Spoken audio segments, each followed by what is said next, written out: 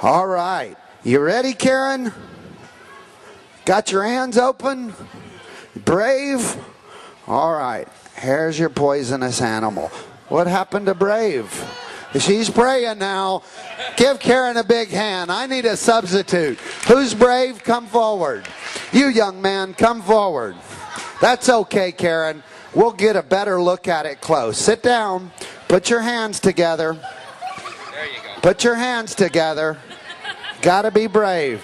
Don't want to touch it. Okay. Come here, young lady. Girl power. All right. We're going to put it on your hands, and I want you to walk with me so that everyone can see this wonderful animal. You want to pet it? Pet very gently, very gently. Good. You're very brave. All right. This is the emperor scorpion, largest scorpion in the world, full grown, 8 to 9 inches. What happened to all the hands for petting? They kind of disappeared.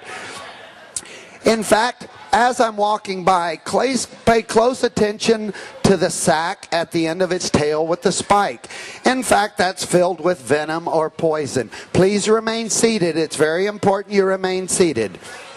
Now that is filled with poison. And if you're allergic to bees and wasps, you will also be allergic to the venom of a scorpion. Now, you may ask, why isn't he stinging us? Because he can, and he's poisonous. Well, he's not stinging because we respect him. We're not poking, prodding, teasing. Instead, we're being very calm and very gentle, so he is not in a defensive mode and doesn't want to hurt us. You want to pet it? You don't? You want to kiss it? Okay, moving along. This is the emperor scorpion. If you notice, it has 8 legs. What's your name? Emily. Thank Emily. She is very brave, stepped up to take the challenge. Now, as you notice, it has 8 legs. Insects have 6 legs. Arachnids have 8 legs. Well, this is an arachnid or a modified spider. Compete with claws and stinger. And this animal, for a bug, is quite smart. It makes its home in termite mounds, so it allows the termite to build its shelter to protect it from the environment, and it also eats termites, so it's pretty smart. Let someone else build its house and bring it food. Pretty smart for a scorpion. Now, if you didn't get an opportunity to pet, touch, or see an animal, we'll leave several of them up here on the stage. And after the show, you can come up and take pictures or see the animals that you didn't get to see. The next animal I have is known as the bearded dragon. It is a very close cousin to our horny toad living in West Texas. Now, the reason why it's called the bearded dragon, when threatened, it will puff up its throat sac and inflate its body with air, and also the throat sac will turn black, making its head appear larger than it is to scare off the animal that's harassing it. Another protective mechanism it has is you see these spines on it, much like a porcupine. So if a snake came up and tried to eat it, it would spit it out because it's pricked in the mouth. So it goes, ugh, I don't want that. So it allows it to run away and escape. Another wonderful thing about the bearded dragon, so many of the animals I have don't make good pets, but this is the exception. The bearded dragon, please remain seated. Please remain seated. The bearded dragon makes a wonderful pet. In fact, it lives 20 years. So if you get one as a child, it can grow up with you into your teenage years and beyond. Another marvelous thing about the bearded dragon is they're quite easy to take care of. They just eat bugs such as crickets. And you notice it's a very, very calm animal. It just sits around rather lazily. The only reason why it wants to move is to seek heat or shelter or food. Well, it has a heat lamp that I keep it warm with, so it's already warm, and it had breakfast of crickets, so it's quite calm. So generally, if you set it down, it'll just hang out. It's not one to be afraid and run away. It will just hang out with you. So it's a good one to put on your shirt and walk around. It's very, very calm.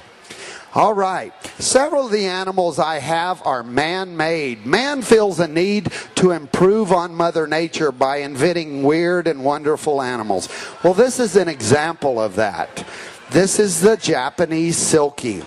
In fact, it's a bearded, bonneted Japanese silkie.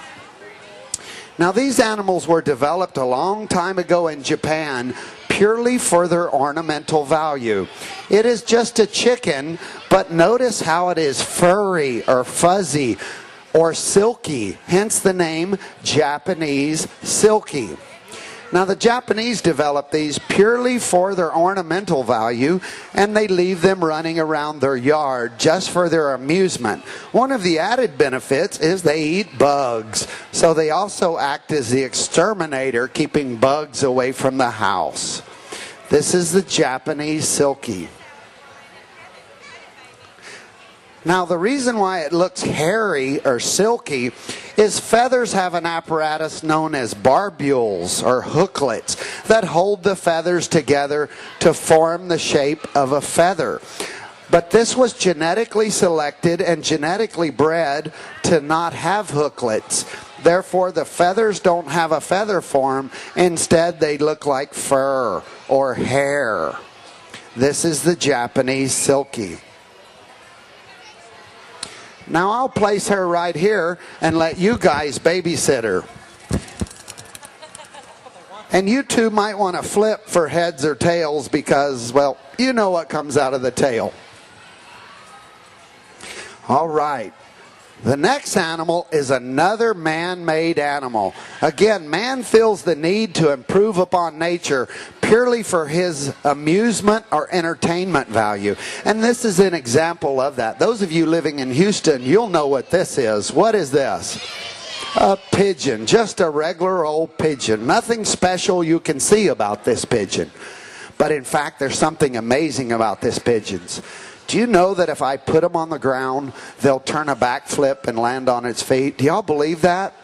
You children, stay seated or stay in your seats, but stand up where you can see, because we give this demonstration on the stage. So you may want to stand up tall where you can see it. And watch. As he frightens them or alarms them, they will turn backflips. Look at that. See that? Isn't that amazing? Turning backflips, landing on their feet.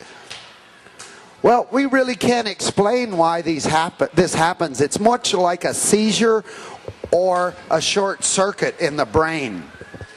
And what happens when you frighten them, they turn flips to escape. Well, there exist breeds of pigeons known as rollers or tumblers, and they fly and tumble and catch themselves in flight and continue flying. But this breed was developed way back in the 1600s in India for people that didn't have room in the city to fly their birds. So they would gather at night in the parlor and flip pigeons. Therefore, they get their name, the parlor tumbler. And this became a competition. You would meet in the evening with your pigeons and see how many flips they could turn and what distance they traveled. And I think the world record is something like 220 flips and 200 feet of traveling. So it's almost like a sport that they did back in the old days before TV, radio, video games, or even electricity. This was man's source of entertainment, so he developed birds to entertain and amuse himself. This is the parlor tumbler from India. Here's another man-made animal that you will know, and again, developed for its size. Do y'all know what this is? A bunny. You're right. But what's amazing about this bunny? It's giant. You're right. In fact, the name of this breed is a Flemish giant. It was developed in Flanders. And the reason why they developed this, I think there was a guy that said, man, I want to make a bigger and bigger rabbit so that I can feed my whole family with one rabbit.